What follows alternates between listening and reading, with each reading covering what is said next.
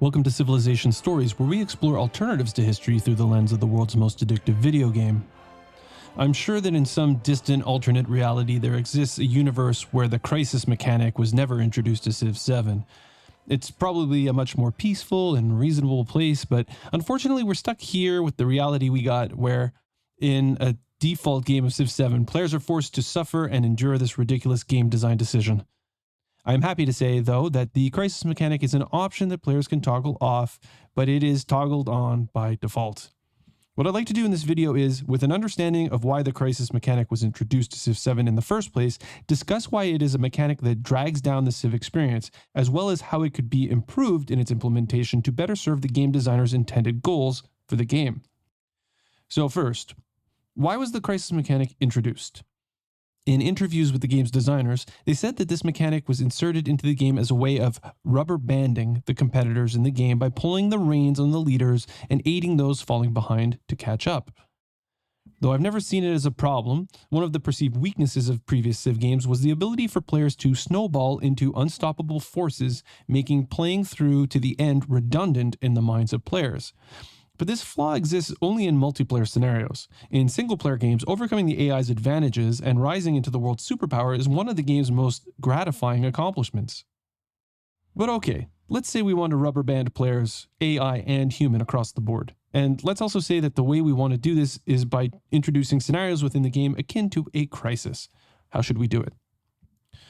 Well, what we got was a scheduled part of the game, a framework within which to fit this scenario that players will be aware is coming and can build a strategy around which to navigate the turbulent period. Players will be able to draw crisis policy cards and insert them into their government policy slots in a way that they feel best serves them to manage the crisis. Why is this a poor implementation of this mechanic? First, scheduling into the game does not make it a crisis so much as a phase of the game. Players just need to endure, manage, and wait. But crises are only what they are because they are unexpected.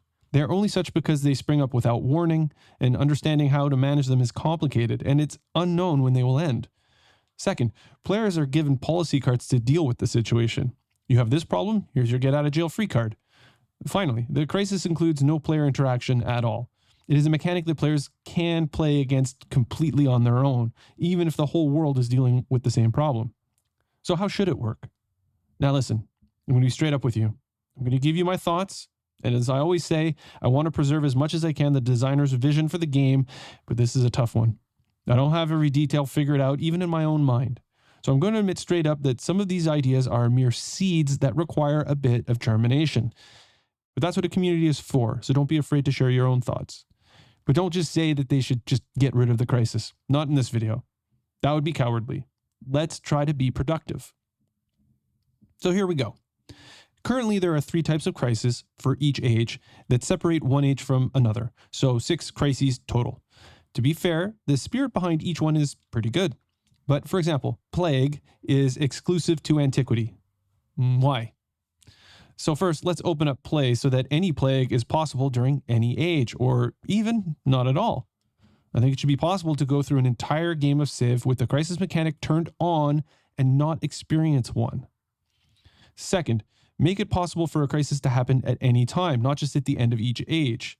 Let's see some crises in the modern era.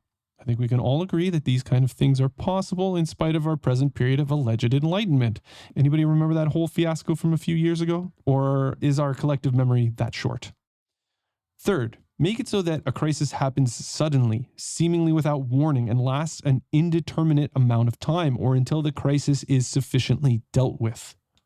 Fourth, dispense with policy cards and make crises a mechanic that involves diplomacy and player interaction. And lastly, make crises a mechanic that happens semi-randomly, but also based on how players are playing the game. So what could a crisis look like? Let's take a look at a couple of examples that would mirror historical crises. Let's look at Plague. A great way to play this one might look like this. Player A, Spain for example, travels out to distant lands to bring back treasure resources. They set up a series of overseas colonies and race out to the lead along the Exploration Age economic legacy path. But every time a treasure fleet returns home, the player knows that the likelihood of a ship returning with a strange exotic pathogen increases. Still, for all those riches, it is a risk worth taking. For right now, everything is rosy and life is good in Spain, until one day, oh no, someone's got a hacking cough. The sickness spreads to the homeland and suddenly Spain is engulfed with disease. How will Isabella respond? Does she call other leaders to the table to help handle and contain the disease? Or does she think to herself that if her people are meant to suffer, so should her rivals? Maybe she stops neglecting her trade network on the home continent and sends some caravans out to the cities of her rivals, who then also become infected with plague.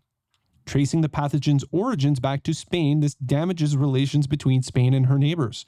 Or maybe Isabella calls for aid. Her rivals divert resources to help contain the virus's spread until it is dealt with. The Inca and the Normans were good friends to the Spanish, but the pirate nation refused to help and, not having used any resources to help the situation, have become stronger in the process. How will their refusal to help in a time of crisis affect relationships on the continent? Let's take a look at another example: revolts. Suppose the Spanish Empire has grown far and wide. They've become a massive, sprawling empire twice the size of any of their rivals. Maintaining control and a sense of unified identity can be difficult. In some of Spain's cities most distant from the capital, there are whispers for calls of independence. These distant cities have been trading and interacting with people so distant from true Spaniards that they begin to think of themselves as separate and distinct from Spain. The settlement of Bilbao sits right on the border with the Normans. Hoping to undermine Spanish hegemony, leaders of the Normans used their influence to sway the people of Bilbao to join them. But the Inca have their own ideas. They prefer to see Bilbao not be a part of either the Normans or the Spanish, so they instead use their influence to support Bilbao's independence. On the other hand, the Ming prefer to see that cities founded by the Spanish remain Spanish, as much as they want to see their own cities remain part of their own empire. The Ming understand that whatever side they support could affect relations with their neighbors. They also understand that what causes they support or suppress will have an effect on their own cities, because if one city falls, they all could. Eventually, Bilbao's calls for independence bear fruit, and a new nation, the Basque, under the leadership of Lafayette, is born. The Norman city of Bayeux, resting just a few kilometers away from Bilbao, because their leader hoped to make it part of the Norman Empire and feeling themselves as more akin to their neighbors, and now with Lafayette adding his own influence to the tale, also joined the Basque. Lafayette keeps adding settlements. He now even has his own army at his disposal, and this crisis goes on until borders are agreed by all the parties who have gained or lost settlements. These are but two examples of how crises could play out. An ill-fated ship with a 4% chance of being infected returns to the homeland with a deadly pathogen, or a distant settlement with a 4% chance of seeking autonomy decides to declare independence. But the options are endless.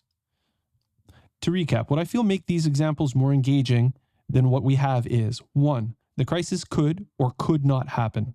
This would force players to expect the unexpected and remain vigilant as they play. The subtle RNG element would mean that players would never know if a crisis is coming or not. 2. The inflection point of each crisis is unknown. It hits the leader and spreads depending on the actions of whoever is affected first. 3. The decisions of all of the players in the game shape relationships and how the crisis will eventually resolve itself. Do these crises become properly contained, or do they spread? 4. No policy cards mitigating the edges of the disaster. Players decide with other players if the situation dissipates or escalates. In approaching the crisis mechanic this way, not only could there be a degree of rubber banding, as was the designer's original intention, but it becomes something that players are required to work to solve, not something they are simply forced to endure, because what we want to see more of in Civ games are difficult decisions with trade-offs and players in the game actively interacting through diplomacy in either cooperative or antagonistic ways, and not simply sculpting a player's yields through rewards and penalties. But let me know what you think. Am I onto something? Is there a better way to introduce a crisis mechanic into the Civilization series? Let me know in the comments below, and don't forget to subscribe to the channel if you haven't already. As always, thanks for your support, and remember to keep playing and making your own Civilization story, your own amazing path through history, and I'll see you next time.